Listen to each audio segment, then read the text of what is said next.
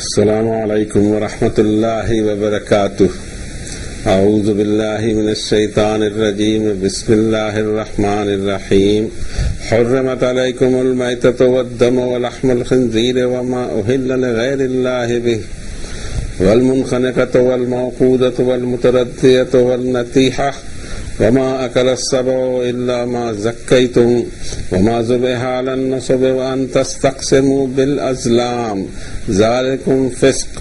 اليوم یئس الذین کفروا من دینکم فلا تخشوهم واخشون۔ اليوم اکملت لکم دینکم واتممت علیکم نعمتی ورضیت لکم الاسلام دینا فمن اضطر فی مخمصۃ غیر متجانف لإثم فإن اللہ غفور رحیم۔ صدق اللہ العظیم وصدق رسولہ النبی الکریم ونحن علی ذلک لمن الشاہدین والشاکرین والحمد للہ رب العالمین۔ انسانوں کی ہدایت کے لیے جو آخری صحیفہ اللہ نے نازل فرمایا، اس کے چیپٹر 5 کی یہ آیت شریفہ تھی 3 نمبر کی۔ اس میں انسانوں کے غذا کے تعلق سے بات کہی گئی کہ کون سی چیز اللہ نے ان پر بین لگائی ہے جس کو وہ غذا کے طور پر استعمال نہ کریں، اور کون سی چیز ان کو الاؤ کی گئی ہے کہ وہ اویلیبل ہو، وہ اس کو وہ افورڈ کر سکیں تو وہ اس کو استعمال کر سکتے ہیں اپنے بھوک کی خاطر، اپنی غذا کی خاطر۔ ایک چیز کو سمجھ لینا چاہیے ہم نے کہ اس دنیا کو جو اللہ تعالیٰ جس سسٹم سے چلاتے ہیں، اس سسٹم سے ایک مخلوق سے دوسری مخلوق کا پیٹ بھرا جاتا ہے۔ یہ سسٹم پوری دنیا میں رائج ہے، ہم اس کو دور نہیں کر سکیں گے۔ اب اس میں ہم یہ دیکھیں کہ اس انسانیت کو جس کو اس پورے کرۂ زمین پہ اللہ نے پھیلایا، زمین کے کونے کونے پہ انسان بستا ہے، چاہے چوٹیاں ہوں اونچی اونچی پہاڑوں کی، چاہے وہ برف کے میدان ہو، چاہے ریگستان ہو، چاہے جنگل ہو، چاہے شہر ہو، ہر جگہ انسان کو اللہ نے بسایا، اور he is meant for this globe. یہ زمین اللہ تعالیٰ نے انسان کے لیے ہی پیدا کی، اور اس کی ساری چیزیں بھی والذی خلق لکم ما فی الارض جمیعا ثم استوى الى السماء فسواهن 7 سماوات۔ یہ ساری چیزیں تمہارے لیے میں نے پیدا کی ہیں، لیکن میں نے قاعدے بنا دیے ہیں۔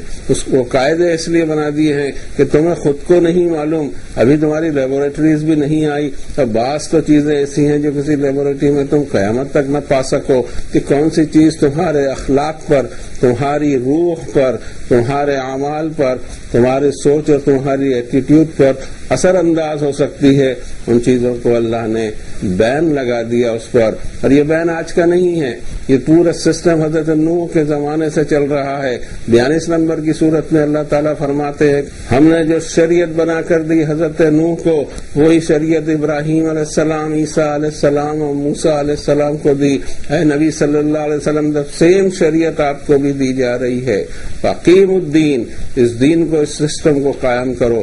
کسی زمانے میں کوئی چیز حلال ہو بعد میں حرام ہو جائے، شریعت اصل میں ان فنڈامنٹلز کو کہا جاتا ہے کہ جس کے بغیر گاڑی چلے نہیں، جو معافی نہ ہو، جن کو توڑنا، جن کا وائلیشن زبردست گناہ کبیرہ میں آتا ہو، اس کو شریعت کہا جاتا ہے۔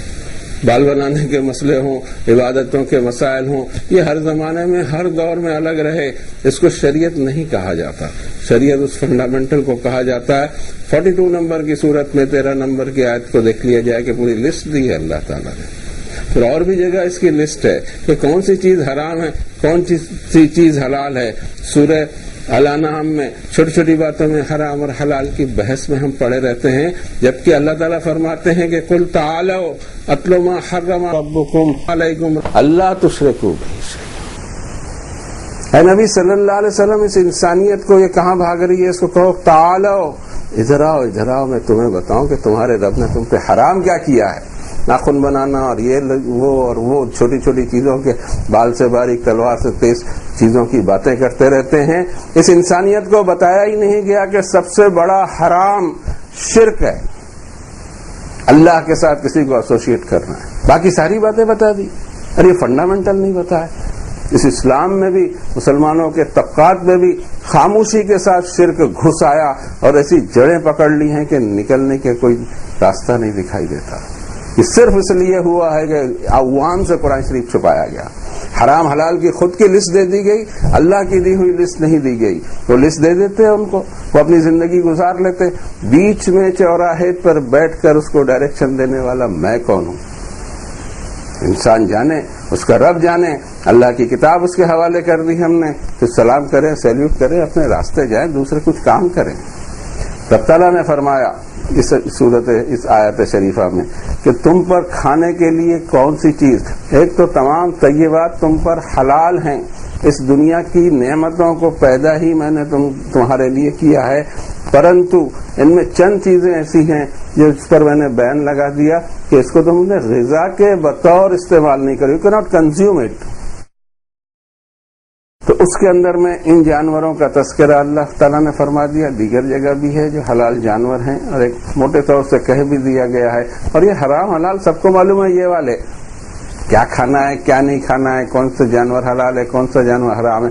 نہیں معلوم تو یہ نہیں معلوم کہ اللہ تشرکو بھی سیا، اللہ کے ساتھ کسی کو شریک نہ ٹھہرایا جائے، اور والدین کے ساتھ میں بیسٹ بیہیویئر کیا جائے. یہ سب سے بڑا حرام ہے. والدین کو اف کہنا بھی حرام ہے. اگر یہ انسانوں کو پتا ہوتا تو یہ چھوٹی چھوٹی چیزوں میں نہ پڑتے، والدین کی عزت ہوتی، اکرام ہوتا، یہ سوسائٹی پرامن بنتی. ہم نے بتایا ہی نہیں قرآن شریف. اب ہم بتائیں کیا کہ ہمیں خود نہیں معلوم. ہمارا پورا سسٹم روٹن اور کرپٹ ہے. دین کی تعلیم کے اندر میں قرآن شریف کا کوئی مقام ہم نے نہیں رکھا. اس کے بھگتان ہم بھگت رہے ہیں، اور بھگت رہیں گے جب تک توبہ کر کے رجوع الی القرآن نہیں ہوں گے.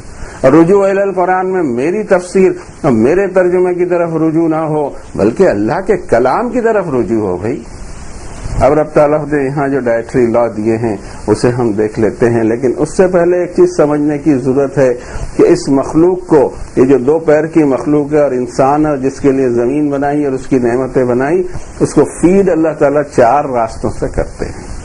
ایک تو یہ ہے کہ سمندری جانور ہیں، مچھلیاں وغیرہ، یہ اس پر حلال ہیں کہ اس کو یوز کر سکتا ہے. لیکن وہ علاقے جہاں سمندر ہی نہیں ہے، یا دریا ہی نہیں ہے، خشکی ہے، ریگستان ہے، یا برفیلے علاقے ہیں، وہاں اس نے ایسے جانور پیدا کیے ہیں. ان کے قد اور سائز بھی ویسے بنائے. آپ دیکھیں پہاڑی جو جانور ہوتے ہیں ان کے پیر کا ڈیزائن اللہ تعالیٰ نے الگ رکھا ہے، اور میدانی علاقوں کے جانوروں کے ڈیزائن الگ رکھے ہیں. خود انسانوں میں ہم دیکھتے ہیں کہ ایتھنیکلی باڈی میں اتنا فرق آتا ہے کہ اس کو پہاڑوں پہ گزارا کرنا ہے، پہاڑ کو چڑھ کیسے سکے گا.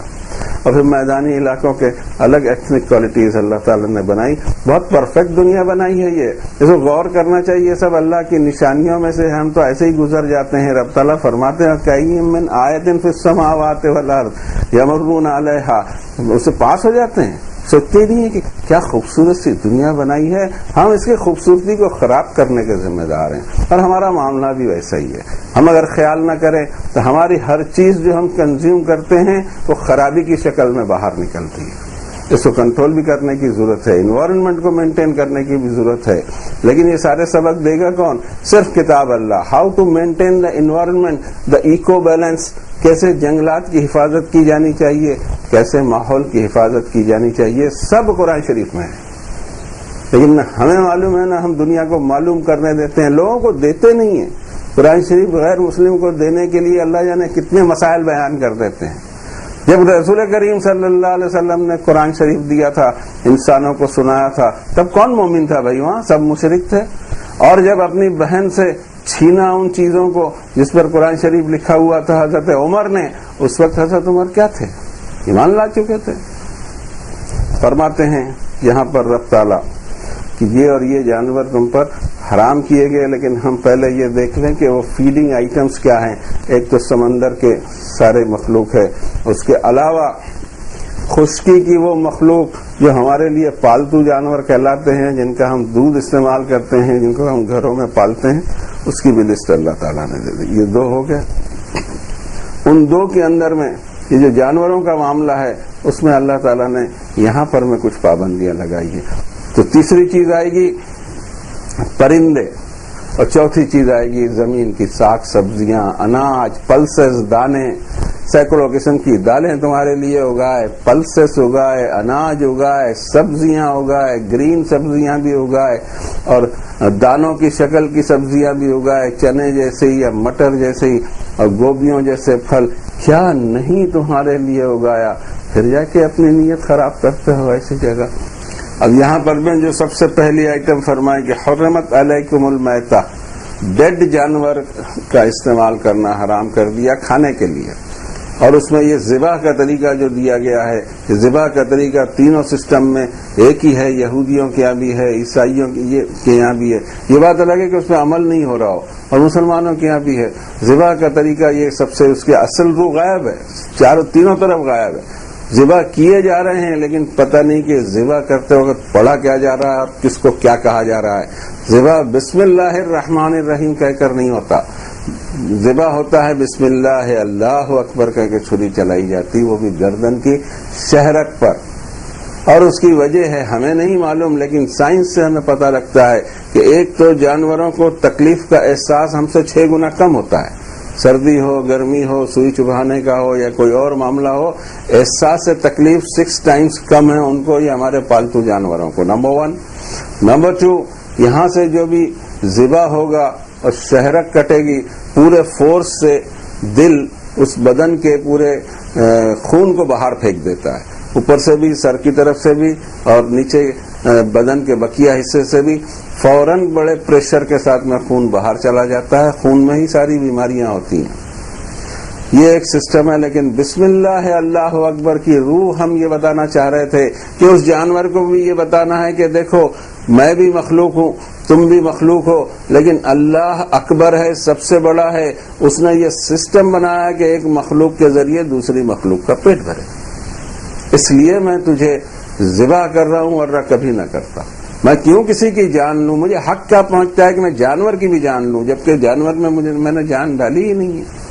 حرم اللہ الا بالحق، ہر نفس کو محترم بنایا ہے اللہ نے، وہ جانور بھی محترم ہے، اس لیے کہ اللہ کا پیدا کیا ہوا ہے، ہم ساری دنیا مل کر کے ایک جانور نہیں پیدا کر سکتے جناب، اتنی پرفیکٹ اور اعلیٰ شے اس نے ہم کو دی، جس کی ہر چیز ہمارے کام کی ہے، اس کا دودھ ہے، کھر ہیں، بال ہیں، دنیا بھر کی چیزیں ساری کی ساری ہمارے کام کی، اس کا گوشت کو استعمال ہم کو اللہ تعالیٰ نے الاؤ کیا ہے ہماری ضرورت کی خاطر۔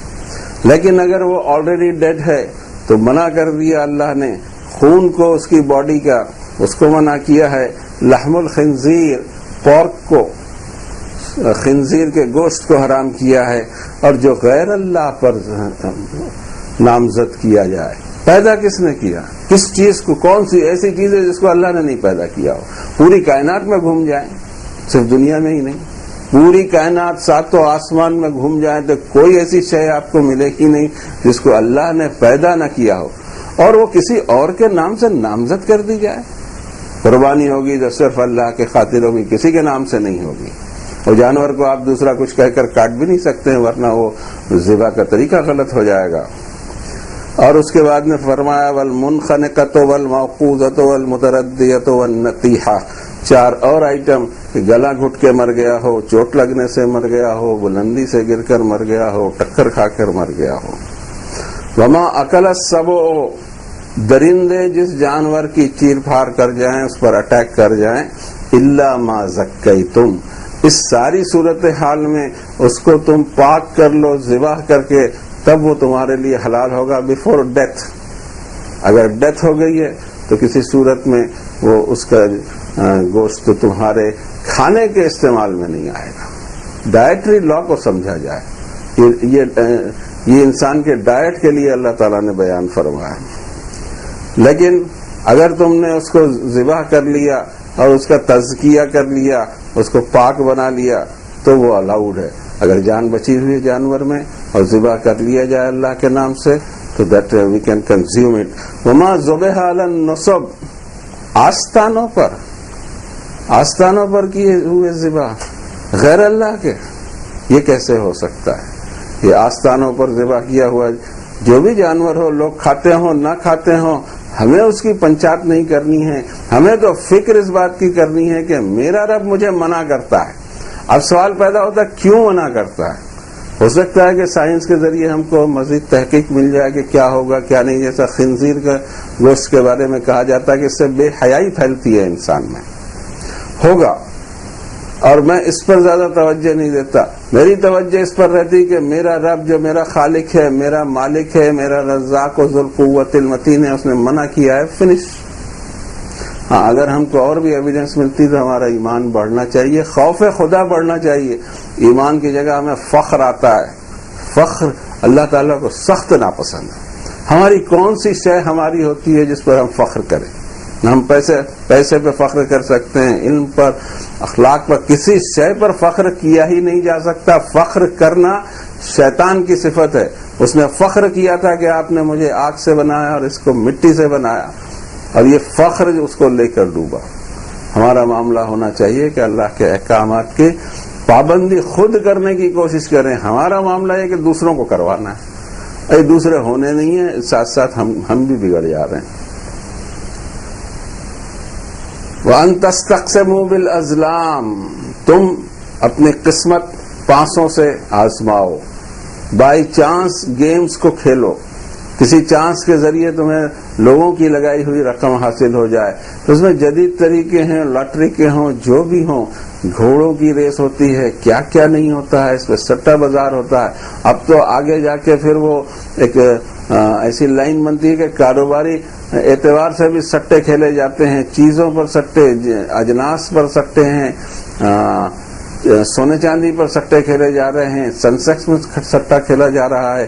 کسی کو توجہ نہیں، کیونکہ ہم فضول باتوں میں لگے ہیں. ہم کو انسانوں کو اصلی دین، اللہ تعالیٰ کا اصلی کلام نہیں پہنچا رہے ہیں کہ یہ اس کا کلام ہے، اور تم کو منع کرتا ہے کہ اس طرح بائی چانس کوئی اگر نفع اٹھانے کی کوشش کرے. بہت سارے لوگوں کا پیسہ لگا ہو اور کسی ایک شخص کو وداؤٹ اینی محنت، وداؤٹ ٹیکنگ اینی رسک، یہ دو چیزیں خیال رکھی جائیں کہ اس کو محنت بھی کرنا ہے اس کے لیے، اور اس کو رسک بھی لینا ہے، نفع نقصان دونوں کا رسک لینا ہے. تب کوئی چیز جا کر اس کے لیے حلال یا الاؤڈ ہو سکتی ہے. وَأَن تَسْتَقْسِمُوا بِالْأَزْلَامِ، پانسوں کے ذریعے بائی چانس سارے گیمز حرام ہیں. ذالکم فسق، تمہاری یہ حرکت فسق میں تسلیم کی مانی جائے گی. الیوم یئس الذین کفروا من دینکم، آج وہ دن ہے کہ اب مایوس ہو گئے ہیں کافر لوگ تمہارے دین سے. فلا تخشوہم واخشون، اب ان سے ڈرنے کی ضرورت نہیں، ڈرنا تو تمہیں مجھ سے ہی چاہیے. الیوم اکملت لکم دینکم واتممت علیکم نعمتی ورضیت لکم الاسلام دینا، آج کے دن تکمیل کر دی میں نے تمہارے لیے تمہارے دین کی way and system of life کی، اور آج میں نے اپنی نعمتیں تم پر تمام کر دی، اور میں تمہارے لیے way of life total submission چاہتا ہوں. اور میں راضی ہوں اس سے جو میں نے اسلام کو ایز اے دین تمہارے لیے پسند کر کے میں راضی ہوں. میں نے اس کو پھیلا کے ترجمہ کیا. اصل چیز ہمیشہ خیال رکھی جائے کہ عربی زبان میں ناؤن نہیں ہوتے. عربی زبان میں ناؤن بنتا ہے ورب سے. اسلام بنے گا سلمہ سے، one who submitted, one who surrendered. And یہاں جو فرمایا کہ رضیت لکم الاسلام دینا، میں نے چوز کیا ہے تمہارے لیے کہ میں تمہارے اندر ٹوٹل سبمیشن ٹو می والی لائف یا دین چاہتا ہوں. دین کا ترجمہ میں نے سسٹم آف زندگی کیا، اسلام کا ترجمہ اس کے وربل فارم میں اور اس کے روٹ کے ساتھ کیا. یہ میں چاہتا ہوں تمہارے اندر کہ تم یہ ساری چیزوں کا خیال رکھو. جو ڈونٹس بتائے گئے ہیں اس کو اچھی طرح خیال رکھیں. منع کی ہوئی چیزیں ہیں، باقی چیزیں تمہارے لیے الاؤڈ ہیں. اب منع کی ہوئی چیزوں پر اگر آدمی بیریئر یا سگنل لگا دے یا رک جائے تو انشاءاللہ بچ جائے گا وہ گناہوں سے. اب جو باقی چیزیں ہیں وہ اس کے لیے پاک ہیں، طیب ہیں، حلال ہیں، الاؤڈ ہیں. اس میں بھی تھوڑا سا خیال یہ کرے. اصل میں ہم لوگ اس کو فائن ٹیوننگ کرتے ہیں اپنے اپروچ کو. ہمارا اپروچ اور ہمارا ایٹیٹیوڈ اگر سدھر جائے تو جو کام ہم دنیا کے لیے کرتے ہیں وہ عبادت بن جائے. جیسے ہم گھر سے نکلتے ہیں صبح، چائے کے لیے نکلتے ہیں، روزی روٹی کی تلاش میں نکلتے ہیں. ہر کوئی نکلتا ہے، ملٹی ملینئر بھی اسی کے لیے نکلتا ہے اور ایک معمولی سا مزدور بھی اسی کے لیے نکلتا ہے. ملٹی ملینئر کی ضروریات الگ ہوتی ہیں، اس کی ضروریات الگ ہوتی ہیں. لیکن اگر ہم براڈلی دیکھیں تو دونوں کے دونوں اپنے گھر سے صرف اس لیے نکلے ہیں کہ وہ روزی کی تلاش کریں. اس روزی کی تلاش میں اس کی نیت یہ ہو کہ روزی کی تلاش کرنا ہی عبادت ہے. پھر اس کی نیت یہ ہو کہ حلال اور طیب اور پاکیزہ روزی مجھے اللہ دے، حرام سے مجھے بچا لے. اور جو منع اس نے کیا ہے ان چیزوں کو میں ٹچ نہیں کروں گا، جو الاؤ کیا ہے اس کو الاؤ ہے. اگر اس نے تھوڑا سا فائن ٹیوننگ کیا اپنے ایٹیٹیوڈ کی، اس کو فائن ٹیوننگ ہی کہتا ہوں، اپروچ کی فائن ٹیوننگ اگر کر لی جائے تو عین وہ کام جو ہماری دنیا کا کام ہے، بھائی ہم تو ہمارے بچوں کے لیے روزی روٹی کی تلاش میں نکلے ہیں، اس کو عبادت کیسے بنا لیں؟ اس کو عبادت بنا سکتے ہیں دماغ سے، اور تھوڑا سا دماغ کو فائن ٹیون کر کے اس کو اس طرف لا لیں کہ یہ خود ہی عبادت بن جائے گی. حالانکہ ہمارا روزانہ کا کام جس میں ہمارے ہی گھر کا فائدہ یا ہمارے اہل و عیال کا فائدہ، ہم نے اس کو عبادت بنا لیا. یہ حکمت ایمان سے آتی ہے، اور حکمت قرآن کے علاوہ کہیں نہیں. قرآن حکمت کا وہ کوہ نور ہے کہ جہاں سے قیامت تک حکمت حاصل ہوگی. ہم ٹامک تو یہاں مار رہے ہیں ساری دنیا میں، حکمت غائب ہے. اللہ تعالیٰ نے فرمایا کہ آج کے دن تکمیل دین ہو گئی. اب جو تمہیں یہودیوں کے پاس جا کر پوچھنا پڑتا تھا دین کے احکامات کے تعلق سے، جب تم مدینہ گئے، جب تمہیں قبلے کی ضرورت محسوس ہوئی کہ کس طرف قبلہ کریں اپنی عبادت کی خاطر، تو رسول کریم صلی اللہ علیہ وسلم نے یہودیوں سے پوچھا کہ تم اپنی عبادت کے لیے کدھر رخ کرتے ہو؟ انہوں نے کہا یروشلم میں بیت المقدس کی طرف. حضرت صلی اللہ علیہ وسلم نے 1 سال سے کچھ زیادہ عرصے تک کے اسی طرف منہ کر کے نماز پڑھی. اصل میں اس دین کو سمجھنے کی ضرورت ہے کہ یہ کوئی نیا انوکھا دین ہے ہی نہیں. قل با کنت بدعا من الرسل، میں کوئی انوکھا رسول نہیں ہوں. ایک گڑبڑ یہ ہو گئی ہے کہ ہم رسول کریم صلی اللہ علیہ وسلم کو اسلام کا پہلا نبی مانتے ہیں. یہ بالکل غلط بات ہے. حضرت محمد صلی اللہ علیہ وسلم اسلام کے آخری نبی ہیں، اور یہ نبوت کا جو بھی سلسلہ دراز ہے اس میں ہر ایک پر ہم کو ایمان رکھنا پڑے گا.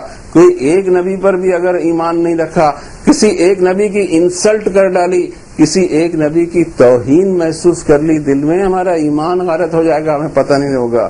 کلنا آمن باللہ وملائکتہ وکتبہ ورسلہ لا نفرق بین احد من رسلہ. یہ کوئی ایسا انوکھا دین نہیں ہے، بلکہ دین وہی چلا آ رہا ہے. دراصل جو عبادت کے سسٹم ہیں وہ اصل نہیں ہوتے، اصل وہ فنڈامنٹل ہوتے ہیں جس سے بات آخرت میں بگڑ جائے. اور یہ آئٹمز ہیں جس میں سب سے پہلی آئٹم شرک ہے. ساری چیزوں کے بھاجی پالا کر ڈالے. شرک اگر ہے تو کوئی عمل اللہ تعالیٰ کو پسند نہیں. نبیوں کے بارے میں فرمایا کہ وَلَوْ أَشْرَكُوا لَحَبِطَ عَنْهُمْ مَا كَانُوا يَعْمَلُونَ. شرک کریں گے میں غارت کر دوں گا اعمال کو. شرک اتنا سینسٹیو معاملہ ہے، اس پر محنت نہیں ہوئی ہے. ساری محنت ان چیزوں پر ہوئی جس کی کوئی ویلیو نہیں آخرت میں. کوئی مسئلہ ایسا نہیں ہے کہ جو آخرت میں ڈائریکٹ آپ کو جنت اور جہنم کے فیصلے کروا دے. مسائل پر کیا دنیا، مسائل کا انبار لگا دیا گیا، مسائل کا پہاڑ کے پہاڑ کھڑے کر دیے گئے. لوگوں کو بتایا نہیں گیا کہ اگر شرک کیا تو یہ سارے کی ساری چیزیں تیرے لیے نقصان دہ ثابت ہوں. آج دین کی تکمیل اس صورت میں کہ ہر حکم میں نے نازل کر دیا جو قیامت تک لاگو ہوگا. تم انجیل والوں سے پوچھ رہے ہو، تم تورات والوں سے پوچھ رہے ہو، بہت صحیح کر رہے ہو، اس لیے کہ ومن قبل ہی کتاب موسیٰ اماما و رحمہ. یہ قرآن شریف کی ابھی تنزیل جاری ہے، 23 سال بعد یہ کمپلیٹ ہوگا. اس بیچ تم کو کوئی ضرورت ہے تو ان سے تم پوچھ سکتے ہو، اس لیے کہ میری کتابوں میں احکامات وہی تھے جو قرآن میں ہیں. اللہ نے جتنی بھی کتابیں دنیا کی جس زبان میں جہاں جہاں جس دور میں جس رسول پہ نازل کی ہوگی، بنیادی مضمون وہی ہوگا جو قرآن شریف میں ہے. اس سے ہٹ کر کبھی نہیں ہو سکتا. یہ دین پہلے دن سے مکمل ہے. کیا ہم یہ سمجھیں کہ یہ دین ابھی اس کی تکمیل 1450 سال پہلے ہوئی؟ تو پھر کیا 2000 سال پہلے حضرت عیسیٰ آئے تھے وہ آدھے ادھورے نبی تھے، یا آدھی ادھوری شریعت تھی ان کے پاس میں؟ یا حضرت موسیٰ 3000 سال پہلے ہوئے ہوں، آدھے ادھورے تھے؟ یہ سوچ کیا ہے ہماری؟ اس سوچ سے ہم نبیوں کے بیچ میں تفریق کر جاتے ہیں، اور یہ اللہ تعالیٰ کو ناپسند ہے، یہ حرام ہے، یہ منع ہے. ہم منہ سے نہیں کہتے لیکن سوچ ہماری یہ ڈیولپ ہوتی ہے، اور یہ سوچ گمراہ کن سوچ ہے. یہاں فرمایا کہ تکمیل دین اس لیے کر دی کہ 23 سال میں مجھے اس کو مکمل کرنا ہے، اور ایک ہی ساتھ میں نازل کر سکتا تھا، لیکن نہیں، یہ تو نافرمان لوگوں کا کلیم ہے. وہ کہا کرتے ہیں وقال الذین کفروا لولا نزل علیہ القرآن جملۃ واحدہ، جن کو ماننا نہیں ہے وہ ایک آبجیکشن اٹھاتے ہیں کہ اس نبی صلی اللہ علیہ وسلم پر یہ قرآن ایک بار میں کیوں نہیں اتار دیا گیا. کذالک، یہ اسی طرح اترے گا، یہ تمہاری فرمائش پہ میں نے اتارا تھا، کہ میں اسی طرح اس کو اتارنے والا ہوں، تمہاری فرمائش پہ چلنے والا نہیں ہوں. کذالک، ایسے ہی ہوگا. لنثبت بہ فؤادک ورتلناہ ترتیلا، اے نبی صلی اللہ علیہ وسلم، اس کے ذریعے ہم آپ کے دل کو مضبوطی عطا کرتے ہیں. ایک پرٹیکولر ٹائم سے پرٹیکولر تعداد میں ایک ترتیل کے ساتھ ہم نے اس کو نازل کرنے کا پروگرام بنایا، اور ہمارا ہر پروگرام ایرر فری ہوتا ہے. اور اس طرح سے قرآن شریف کی تکمیل ہوئی 23 سالوں میں. اب ضرورت نہیں ہے قبلے کے لیے کسی سے پوچھا جائے. اب روزے کی خاطر روزہ رکھا کرتے تھے. جب مدینہ طیبہ میں حضرت صلی اللہ علیہ وسلم اور صحابہ آئے تو پتہ لگا کہ ایک دن عاشورے کا، محرم کی 10ویں تاریخ کو یہودی روزہ رکھتے ہیں، اور وہ روزہ نبی کریم صلی اللہ علیہ وسلم نے ان سے پوچھا کہ کاہے کا روزہ ہے، تو انہوں نے کہا کہ آج کا وہ دن ہے جب حضرت موسیٰ علیہ السلام اور بنی اسرائیل کو ظالم فرعون کے چنگل سے اللہ نے نجات دی تھی، ہم اس کے شکرانے کا روزہ رکھتے ہیں. نبی کریم صلی اللہ علیہ وسلم نے کہا کہ موسیٰ سے تو تم سے زیادہ میں قریب ہوں. آپ نے 9-10 یا 10-11، آپ نے فرمایا ہم 2 دن روزہ رکھیں گے. یہ ہے عاشورے کے روزے کی حقیقت، اس کو بھی چھپا لیا گیا. تو یہاں فرمایا گیا کہ آج تکمیل ہو گئی، اب تمہیں اس سے پہلے کی جو کتابیں ہیں وہ منسوخ مانی جائیں گی.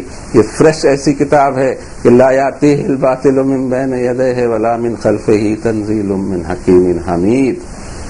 اس کو تبدیل نہیں کیا جا سکے گا، اس کو چھپایا نہیں جا سکے گا، اور اس میں ہیرا پھیری نہیں کی جا سکے گی. اس کی ذمہ داری لے لی اللہ نے کہ باطل ادھر سے بھی نہیں آ سکے گا، ادھر سے بھی نہیں. اور دوسرے کہ انا نحن نزلنا الذکر وانا لہ لحافظون.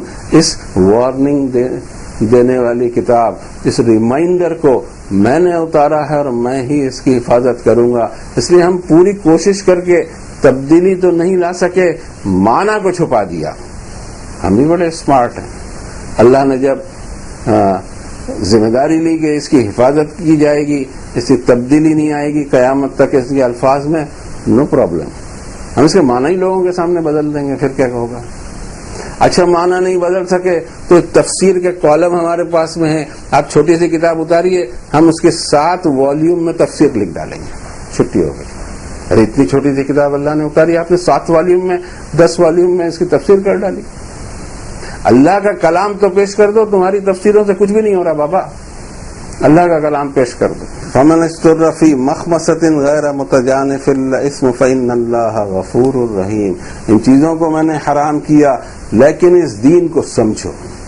اس دین کو سمجھنے کی ضرورت ہے کہ اس میں واسٹنس کتنا ہے، اس میں رحم کتنا ہے، اس میں مغفرت کتنی ہے، کہ انتہائی مجبوری کسی آدمی کو پیش آ جائے تو جان بچانے کی خاطر یہ حرام چیز بھی کھا سکتا ہے. یہ جان دینے کا فلسفہ کہاں سے آیا؟ جان دی بالکل نہیں جائے گی. جان اللہ کی دی ہوئی ہے، اللہ کی امانت ہے. جب ضرورت پڑے گی، جب آخری درجے پر ہم مجبور ہو جائیں گے کہ اللہ کی خاطر، نہ وطن کی خاطر، نہ قوم کی خاطر، نہ زبانوں کی خاطر، نہ علاقوں کی خاطر، نہ تہذیب کی خاطر کسی کے لیے جان نہیں دی جا سکتی، میں کیوں دوں؟ ہاں جان اس کے لیے دوں گا جس نے مجھ میں جان ڈالی ہے. اور جب فی سبیل اللہ کا کال آئے گا اور وہ حالات پورے پیش آئیں گے میرے سامنے، تو اللہ کی راہ میں اپنی جان بھی قربان کرنے کو تیار رہوں گا، مگر اس کے پہلے وطن کی قربانی دینے کو اور ہجرت کرنے کو بھی تیار رہنا ہوگا. کوئی قتال اور کوئی جہاد بیفور ہجرت ہے ہی نہیں. ایک انسان صبر کرے، گالیاں سہتا رہے، ظلم سہتا رہے صرف اللہ کی خاطر، اور آخری درجے میں یہ کہ اگر شہر میں بد امنی کا ڈر ہو تو اپنے وطن سے ہجرت کر جائے. ہماری لڑائیاں وطن کے لیے ہیں، جبکہ اللہ کے نبیوں کی سنت یہ ہے کہ وطن کو بھی اللہ کے خاطر چھوڑ دیا جائے. حضرت ابراہیم علیہ السلام نے کہا اپنے والد اور اپنی قوم سے، قال انی مہاجر الی ربی سیہدین، میں اپنے رب کے خاطر ہجرت کر جاتا ہوں، میں تمہیں ڈسٹرب نہیں کروں گا. جب میری وجہ سے تم اتنے پریشان ہو تو میں ہجرت کرنے کو تیار ہوں۔ اور پھر حضرت موسیٰ علیہ السلام جو ایجپٹ میں مصر میں پیدا ہوئے، ان کا حق تھا، ان کی پوری قوم لاکھوں کی تعداد میں تھی، انہوں نے مصر سے ہجرت کی، اور نبی کریم صلی اللہ علیہ وسلم نے مکے جیسے عظیم الشان شہر سے، جہاں آپ پیدا ہوئے اور جہاں آپ کا پورا خاندان سینکڑوں سال سے رہ رہا تھا، وہاں سے ہجرت کر دی اللہ کے خاطر۔ تب جا کے جہاد کی فرضیت کی آیتیں آئیں، ان الذین آمنوا والذین ہاجروا وجاہدوا فی سبیل اللہ۔ یہ سیکوینس ہے۔ وطن چھوڑنے کی تو بات کریں، وطن کی خاطر تو جان دی جا رہی ہے، وطن کی خاطر تو قربانیاں دی جا رہی ہے۔ اللہ نے مانگا کہاں ہے؟ ساری دنیا ہمارا وطن ہے۔ شعر بھی ایسے کہتے ہیں ہمارے شاعر، عمل نہیں کرتے۔ عمل بھی ہونا چاہیے۔ کیا کرنا ہے جہاں پیدا کیا وہ وطن، اور کیا وطن؟ فرمایا رب تعالیٰ نے کہ اگر انتہائی مجبور ہو جائے اور گناہ کی طرف اس کا جھکاؤ نہ ہو، اور دوسری آیت میں فرمایا کہ عادی بننے کا چکر نہ ہو، کوئی اور چکر نہ ہو، تو جان بچاؤ، حرام بھی کھا سکتے ہو۔ جان تو بچانا ہی پڑے گا ہر قیمت پر۔ اس دین کو سمجھیے کہ جو دین حرام چیزوں کو بھی جان کی خاطر پرٹیکولر ٹائم کو استعمال کی اجازت دیتا ہو، یہ ایسے سڑکوں پہ تم کو جان دینے کو کہے گا؟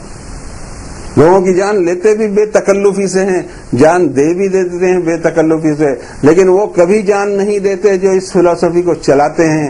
ان کی اولاد یورپ اور امریکہ میں پل رہی ہوتی ہے، وہ صرف اکیلے یہاں رہتے ہیں اور اپنی تقریروں کے ذریعے، شعلہ بیانیوں کے ذریعے میرے نوجوان بیٹوں کو سڑکوں پہ کٹوا دیتے ہیں۔ ان کے بیٹے محفوظ ہیں، ایک کیس نہیں لا سکتے آپ۔ 100 سال کا اگر ریکارڈ بھی دے دی جائے کہ کسی بھی رہنما نے، ہمارے کسی بڑے نے ہمارے اپنی اولاد کو شہید کروایا ہو، ہماری اولاد شہید ہونے کے لیے اس کے پاس میں فری میں موجود ہے۔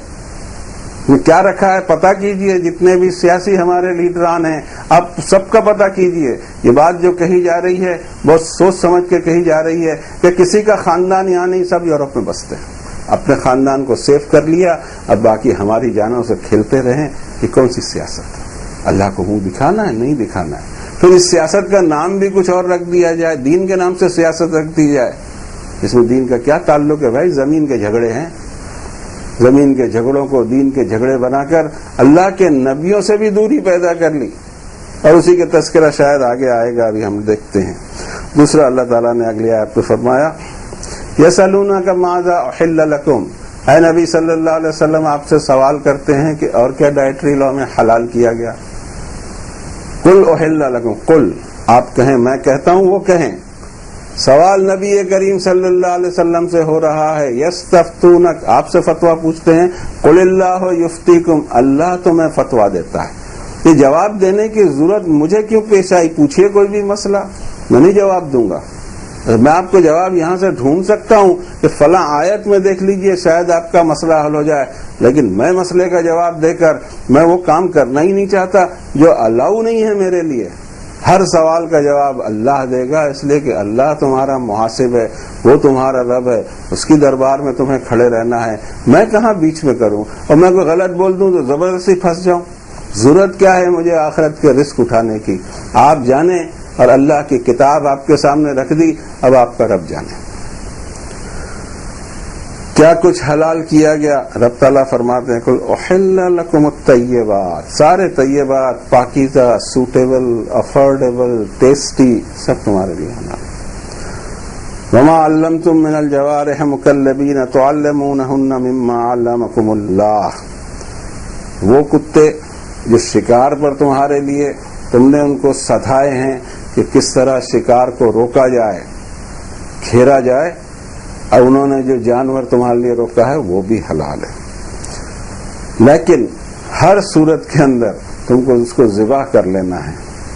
واتقوا اللہ ان اللہ سریع الحساب، اللہ سے کانشیس رہنا، تقوی اللہ کا اختیار کرنا، ورنہ تمہارے سارے عمل اس کے پیچھے تقوی اگر غائب ہے، تمہارا اسٹائل، ایٹیٹیوڈ یا نیت تمہاری کچھ اور چکر چلانے کی ہو، تو مجھے معلوم ہے تمہارے دلوں کے حال، اور میں دلوں پہ حصلہ معافی صدور، اوپر سے حساب ہی نہیں لیا جانا ہے، حساب تو لیا جانا ہے سینے میں چھپا چھپا کے جو دل گھومتا ہے، اس میں تیری نیت ہوتی ہے، اس میں تیری اسٹائل ہوتی ہے، اس سے حساب لوں گا۔ وحصل ما فی الصدور، صدور میں سے، انٹلیکٹس میں سے، دل میں سے، انسان کے صدور میں سے ساری چیزیں نکال لی جائے گی، اس سے حساب لیا جائے گا. عمل تو تھے تمہارے بہت، پیچھے جذبہ کیا تھا؟ رب تعالیٰ فرماتے ہیں یہاں الیوم احل لکم الطیبات، تمام پاکیزہ چیزیں تمہارے لیے حلال کر دی گئیں. وطعام الذین اوتوا الکتاب حل لکم، تم سے پہلے دیے گئے کتاب والے یعنی اہل کتاب. عام طور سے اس کا خطاب قرآن شریف نے یہودیوں اور عیسائیوں کی طرف کیا ہے، اس لیے کہ دنیا میں ابھی صرف 3 ہی گروپ ایسے ہیں جو اپنے آپ کا دعویٰ کرتے ہیں کہ ہم اہل کتاب ہیں. اہل کتاب ان دا سینس کہ ہمارا دین اللہ کی کتاب سے آیا ہے، جس میں پہلا طبقہ ہے یہودیوں کا، دوسرا طبقہ ہے عیسائیوں کا، اور تیسرا طبقہ ہمارا ہے. یہودی کہتے ہیں کہ ہمارا دین تورات سے ہے، غلط کہتے ہیں ان کی فقہ کی کتاب تالمود سے ان کا پورا دین ہے. کوئی پڑھتا نہیں ہے، اور پڑھتے بھی ہیں تو چھوٹی چھوٹی ٹوپیاں رکھ کر جھوم جھوم کر بیت المقدس میں آپ دیکھ سکتے ہیں ان کی تصویریں، چھوٹے چھوٹے شکل میں تورات ہوا کرتی ہے، حالانکہ تورات کی سائز قرآن شریف کے برابر ہے. اس کی تلاوت کی جاتی ہے لیکن سمجھا نہیں جاتا. چلنا تو فقہ پر ہے. اور پھر ادھر بھی دیکھیں آپ، اگر عیسائیوں سے پوچھے تو کہیں گے بائبل پہ چلتے ہیں. غلط بات ہے. کوڈ آف کرسچینٹی پر وہ چلتے ہیں، یا ڈاکٹرائن آف چرچز پر چلتے ہیں. اور ہمارا کیا معاملہ ہے؟ ہمارا کون سا دین ہے؟ ہمارا دین بھی اپنی فقہ کا دین ہے، اپنے مدرسے کا دین ہے، اپنے پیر کا دین ہے. اللہ کا دین کہاں ہے؟ ہر ایک کہے گا قرآن اور سنت. قرآن شریف کی ایک آیت پتہ نہیں ہے کہ قرآن اور سنت کا دعویٰ. یہ آیت پوری نہیں ہو سکے گی وقت کی کمی کی وجہ سے. انشاءاللہ ہم اس کو آئندہ ایپیسوڈ میں لیں گے.